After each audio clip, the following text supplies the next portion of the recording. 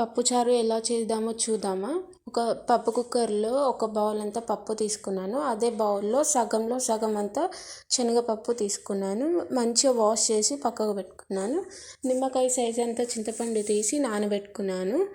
ముందుగా 1/2 అవర్ దాకా నానబెట్టుకున్న పప్పును తీసి అందులో పసుపు, కొంచెం కరివేపాకు, ఒక టేబుల్ స్పూన్ అంత నూనె తీసి పొయ్యి మీద పెట్టుకున్నాను. ఒక 5-6 విజిల్స్ వచ్చేదాకా ఉడకబెట్టుకోండి. బాగా పప్పును ఉడికిన తర్వాత మంచిగా మెదుపుకోండి.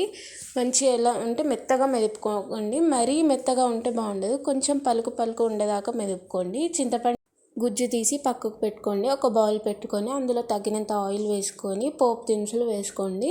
ముందుగా కట్ చేసుకున్న ఆనియన్స్, దోసకాయలు, టమాటోలు వేసుకొని బాగా కలుపుకోండి. కొంచెం ఉడకాలి అవన్నీ. మీ దగ్గర ఏ వెజిటేబుల్స్ ఉన్నా అన్నీ యాడ్ చేసుకోవచ్చు పప్పుచారులో.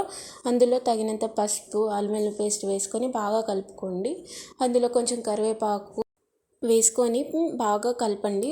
వాటి కూరగాయలన్నీ ఉడికేదాకా కొద్దిసేపు మూత పెట్టండి. ముందుగా కలిపి పెట్టుకున్న చింతపండు రసాన్ని వేసుకోండి.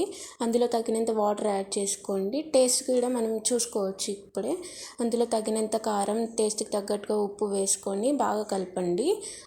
ముందుగా మెదుపుకున్న పప్పును వేసుకొని మనకు కావాల్సినంత వాటర్ యాడ్ చేసుకోండి.